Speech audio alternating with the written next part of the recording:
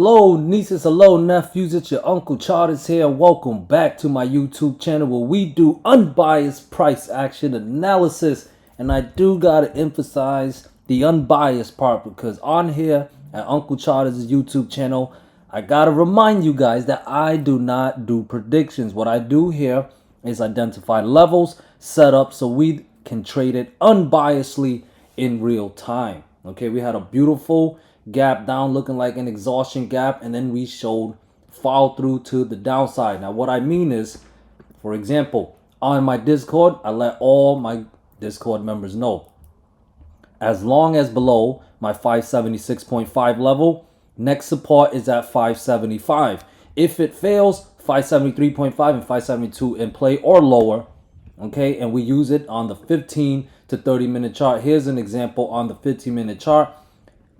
SPY open below 576.5 but just above 575, broke down my 575 level, hit my target at 573.5 and 572. We take most profits there. It also broke down 572, hit the next target at 570. We play it level to level. Okay, the breakdowns of support, that's the trigger to go short. The recapture or breakout of resistance, that is the trigger to go long. That's all I do here. I don't do predictions. I let the price action do all the talking. A lot of bears right now are feeling very good, talking about, oh, I called the top, but they were getting smashed all 2023. Okay, they kept calling the top, they kept getting humbled, and now they finally got what they wanted after being wrong $50 to $100 later. They're finally right, and now they're acting like it's something. Okay, my advice is to go unbiased approach. The unbiased approach, you trade it to the upside, to the downside, it doesn't matter. All that matters is the P and L, and that is my job. Okay, I don't act like I know where the market is going. I just identify the levels, the setups, and I just trade it unbiasedly, and I try to teach others and preach to others and reach to others to do the same thing. Sheep style. That's it. Look how simple it was. No 5,000 indicators, no news, nothing. No calling the top, no calling the bottom. I just identified the levels and I just reacted to the price action. That's it. All right. And as far as the daily chart goes, well, we closed around just above the 50 daily moving average. I think we hit the 50 daily moving average. Will the dip buyers step up? Is around 571.2 right now. Okay, I have a few levels to watch right now. 573 and 574.5 are the levels that I'll be watching based on this pivot low from October 23. And if they can clear 576 and the fib level at 578 in play, I can't really say a bottom is in unless we can recapture 578. That might be a struggle for the bulls, but we'll see how they react today if they can make that comeback. All right, if we lose the 50 daily moving average, I have support at 570, and of course the 50 daily moving average around 568.5 ish. Okay, if they fail, we'll look too short. We're going to get more downside. Okay, no predictions here. All right, I'm just identifying the levels, and I'm going to look to react to it unbiasedly. And if you want my alerts or intraday callouts, join the Discord. I got you. Triple Q also had a beautiful trade idea with Triple Q. And I told you guys in yesterday's pre-market video to go short if we clear 490 or to go long if we can clear 493.5. Those aren't predictions. I'm just trying to get us to be prepared for the bull case scenario or the bear case scenario. And I'm giving you guys the pivot levels to watch so that you can react. And yesterday, it broke down the 490 level. Okay, it broke down the 490 level. All right, very simple. Broke down the 490 on the 15-minute chart. This was also alerted in the Discord. I wrote it right there in the Discord. This is bad for bulls. 492 and 490 loss. As long as below 490, Triple Q is in breakdown mode of a multi-month trend line with 488 in play first, then the lower targets in play. I mentioned it was bad for the bulls. Okay, and it worked out very beautifully. And what do I mean by a multi-month trend line? I'm talking about this uptrend line right here. It's uptrend line, and we broke it down. Now's the time to be bearish. Why? Because we broke down a structure. We broke down an uptrend line. Okay, all I'm doing is just following the price action and identifying the pivot levels. Okay, no prediction, no crystal ball, just reacting, and I'm giving you guys the levels as well for free. This is all free content. I don't know why people hate me for giving them free content, but here it is, free content. Anyways, here's support at 485. All right, I have support at 485 that's based on this pivot support level from October 23. Okay, 485. If it breaks down, we can head back down to 483.5 or lower. I'm looking at this pivot low from October 1st. That's all the way down to 477.4ish. Definitely a big possibility, but we're going to need to break down 485 and 483 to get to that level. If we ought to put in a bounce, the big levels that need a recapture, well, starting with 486.5 first, 488, and then the big level is 490 and 492. Can't fully call a bottom unless 490 we can get back above 492. Got the big gap all the way up at 496. And of course, I got a level at the big 500. It served as a tough resistant level this past week. And then previous all-time high, which QQQ failed to hit around 503.5. But can't really worry about those levels unless the price action start recapturing the lost levels we lost yesterday with the big two levels, 490 and 492. Otherwise, if we break down 485 and 483, we are heading down a lot lower. And at 477.5 levels looking really nice. And there is a gap all the way down to 474.5. Levels to watch for and take profit at if you do short this.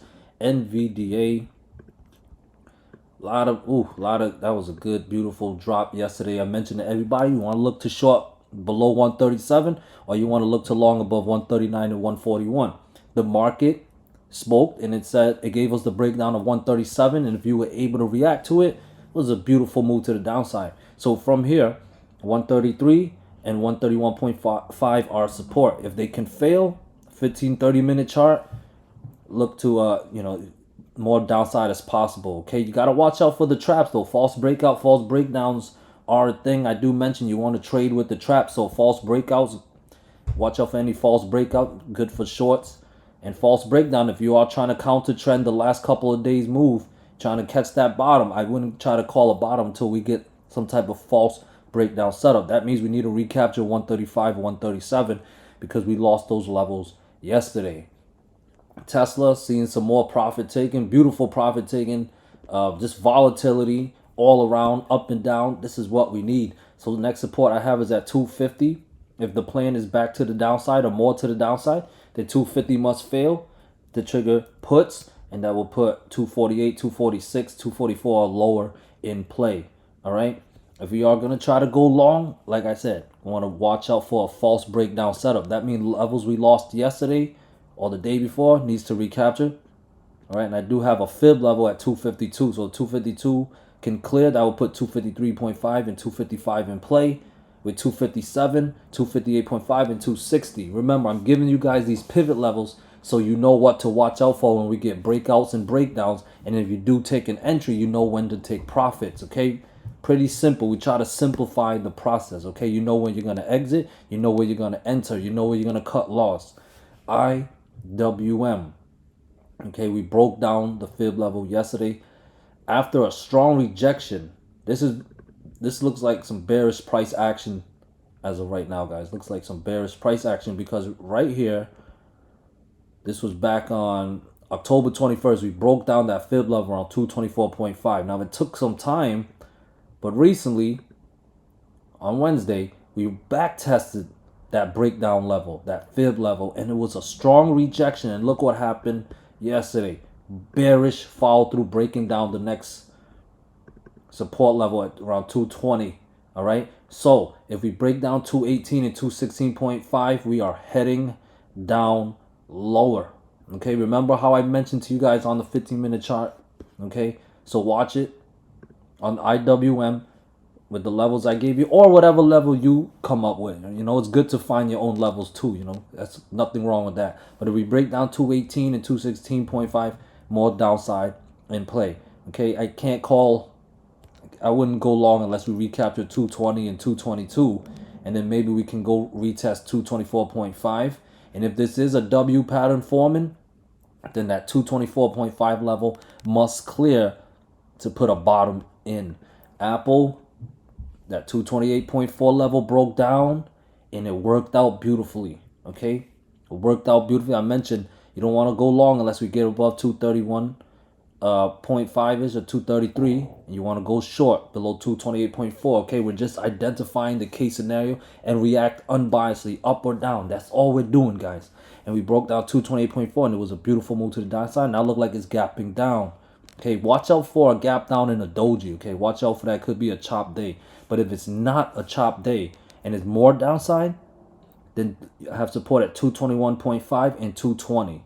If those levels fail, that's your signal, your price action signal. We are heading down lower with next target at 218, 216.6, and 215. All right. As of right now, I have resistant at 223 and 225 with 227 and 228.4 above. Okay, that 228.4 level is very critical. It's a fib level. Can't really get bullish unless that level is recaptured. Amazon, big gap up right now. Big gap up right now. It's pushing up. Okay, I want you to notice on the 6-hour chart, my white line had a potential double top over there, right around that 195.5 is level roughly. Amazon's trying to clear it in the pre-market right now. All right, so above 195.5, that's my equilibrium level. Above is bullish. Previous all-time highs around 201.2ish, I think. Yeah, around 201.2ish. So that's a target right now. We can clear 200. 201.2 is a target, and above that, new all-time highs. All right, I have support right now at 198 and all the way down to 195.5. Okay, I can't really get bearish and favor a deeper pullback unless we break down 195.5 to put those lower targets in play. 193, 190, and 188 would be downside targets. Meta. Well, as of right, this is a very volatile stock. I love this stock. Right now, I have support at 569. If it can stay above 569, if clear 571, then maybe we can get a bigger bounce. Okay, up to 576 and 577.6. Pretty volatile stock, so it might be able to hit it. Can't really say a bottom is in unless we can get above 577.6 and above that 580 level as well. Okay, if it's pullback time, 569 and 567 must fail to put those lower targets in play. 565, 562, and 560 would be in play. That 555 level would definitely be a target if we can break down the support levels that I mentioned. Here is Microsoft, big gap down and definitely showed follow through. Will there be more downside today because it's trying to gap up right now? Okay, I have resistance at 411, 413, and 414.7. All those levels must recapture to try to get a relief bounce going or try to fill in the gap. I don't know, but those are the levels that must clear. If more downside is the plan to trigger puts, more support levels, like I always mentioned, must fail. 409, 407, and 405 are the support levels. If they fail, more downside. Incoming down to 401, maybe all the way down to 396.5 as well. Guys, that's what I have for you guys. Hope you guys enjoyed it. It is free, but if you want more content from me, definitely join the Discord. I love to serve you guys at a greater level. Peace.